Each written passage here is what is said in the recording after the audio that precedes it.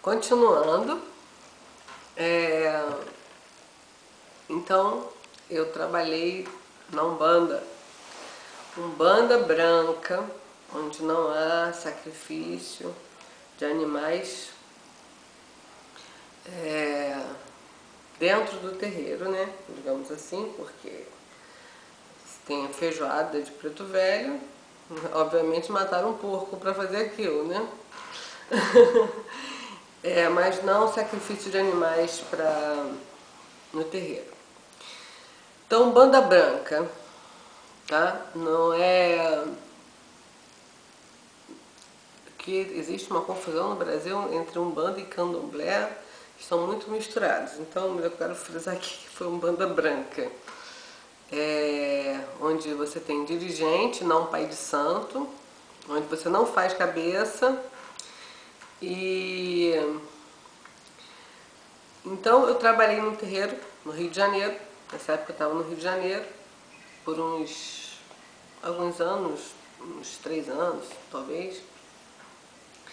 E depois, me mudando para Friburgo novamente, eu abri meu próprio terreiro, meu pequeno terreiro, meu pequeno centro espírita, na verdade, centro espírita, que deve usar o nome Centro Espírita para Umbanda. Pois é. Então, eu recebia muitas entidades, caboclos, pretos velhos, os Exus, maravilhosos Exus, queridos, amados, todos muito amados, o povo cigano, crianças, marinheiros, todo mundo que queria dar o ar da graça lá, a gente incorporava e ajudava muitas pessoas e tal. Mas em determinado momento, esses caboclos e pretos velhos e mesmo os Exus começaram a se revelar para nós como mestres da Fraternidade Branca Universal. E começaram a explicar que o que estava por vir e que nós tínhamos uma missão de construir um espaço para atender às novas demandas dos novos tempos. Então, na verdade, eu não precisava fazer as incorporações para falar com os espíritos, porque eu já tinha esses poderes de clarividência, eu já tinha esses poderes de mediunidade de cura. Então, eles disseram que era para fechar o terreiro, doar aquelas imagens para um terreiro que não pudesse comprar. Esse trabalho é muito bonito da Umbanda, eu acho muito bonito. Mas que eu não poderia mais ter religião, porque eu tinha que aceitar as pessoas de todas as religiões. E eu aceito e respeito todas as religiões. Que sejam do amor, né? Que estejam baseadas no amor ao próximo, claro. E que eu deveria de me mudar para um outro lugar, que é onde estou agora, e começar a fazer um grupo aqui, porque nós precisamos construir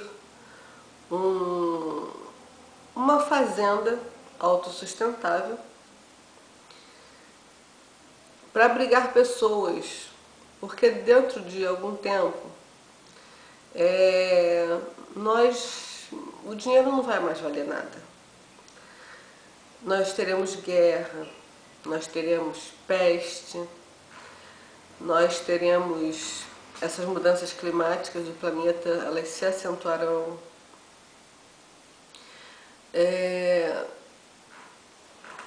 E nós precisamos ter um lugar onde se coma o que se planta, que nós possamos beber água daquele lugar. Então, um lugar que seja autossustentável.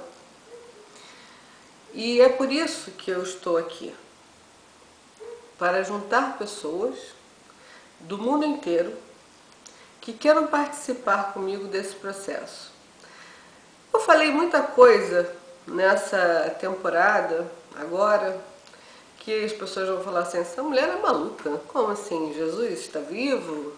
Ela veio de Vênus?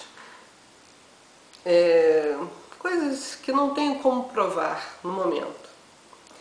Mas eu terei como provar quando vocês virem as coisas acontecendo diante dos seus olhos. Coisas já estão acontecendo com o planeta.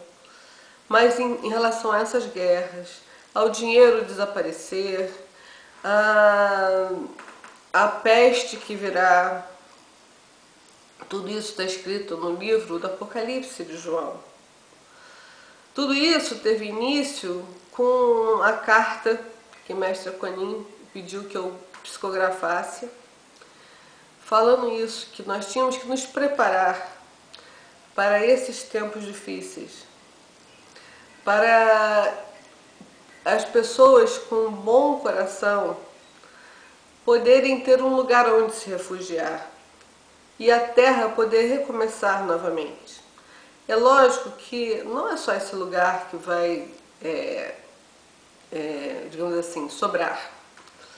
Muitos outros lugares vão sobrar, mas que esse lugar seja um lugar onde se consiga recomeçar, não do zero, mas que seja um polo iniciático para as futuras gerações, para que não se perca tudo que nós conseguimos alcançar até o momento. Então, assim eu fiz.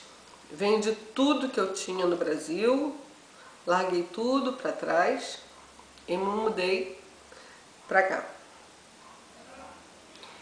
E aqui eu espero mobilizar pessoas para que tenhamos essa fazenda autossustentável para abrigar seres de bom coração.